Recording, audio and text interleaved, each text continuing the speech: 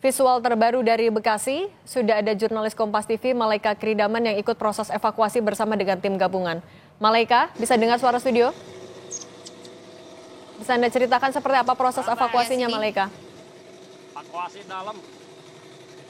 Ya, Cindy, sekarang udah sekitar 10 jam dilakukan evakuasi di kawasan perumahan Pondok Gede Permai Bekasi. Dan memang petugas gabungan ini banyak sekali yang melakukan evakuasi, termasuk dari TNI Polri, juga ada BNPB dan Basarnas. Dan hingga kini memang bisa Anda lihat dari visual dan juga saudara, banyak rumah yang terendam dan juga terdampak banjir. Dan ketinggian banjir, tadi saya sudah sempat berbincang dengan warga, salah satu warga yang terdampak banjir. Memang ia mengatakan bahwa genangan atau ketinggian air ini bisa mencapai 5 meter begitu, karena memang tadi warga, beberapa warga, sejumlah warga begitu ya Cindy, ini ada yang harus naik ke atap rumah karena rumahnya terendam banjir. Dan penyebabnya sebetulnya dari luapan Kali Bekasi, dan karena hujan deras tadi malam ini terjadi peningkatan debit air dari sekitar pukul 3 pagi waktu Indonesia Barat,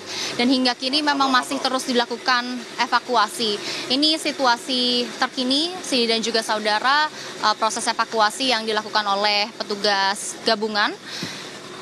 Dan memang masih banyak warga, sejumlah warga yang masih berada di rumah masing-masing. Namun memang ada beberapa warga juga yang sudah memilih untuk mengungsi ke tempat terdekat. Ada beberapa titik pos pengungsian terdekat, termasuk juga dari gedung BNPB yang juga letaknya cukup strategis, berletak di pas di depan gerbang perumahan Pondok Gede Permai Bekasi. Juga ada beberapa pos-pos pengungsian lainnya seperti musola-musola terdekat yang juga dijadikan sebagai tempat pengungsian. Ada musola Ar-Rahman di dekat perumahan Pondok Gede Permai Bekasi.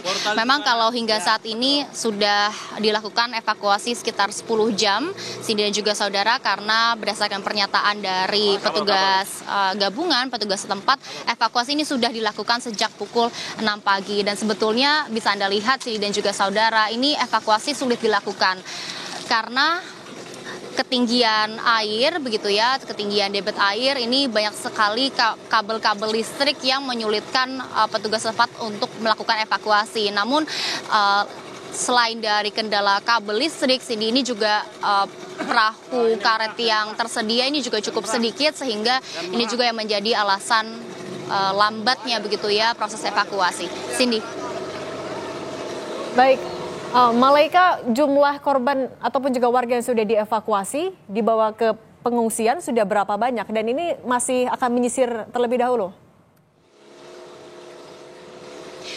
Iya betul Cindy, untuk saat ini kami masih menyisir dan juga masih melihat apakah ada warga lainnya yang membutuhkan bantuan, karena memang sejauh ini Cindy ada beberapa warga yang memilih untuk tetap tinggal di rumah, ada juga warga yang memang memilih untuk dievakuasi dan pindah sementara ke pos pengungsian. Kalau terkait dengan jumlah, hingga saat ini belum ada petugas setempat yang mengatakan berapa pastinya warga yang mengungsi begitu ya ke pos pengungsian, karena jumlah dari warga yang mengungsi ini terus bertambah Cindy, karena memang seperti yang tadi saya sudah katakan, ada beberapa warga yang memilih untuk tetap tinggal di rumah, namun ada juga beberapa warga atau sejumlah warga dan kebanyakan warga ini memilih untuk mengungsi. Tadi juga pos-pos pengungsian juga ada beberapa titik, dan memang ada juga warga yang tetap mungkin memilih untuk mengungsi ke rumah kerabat terdekat. Namun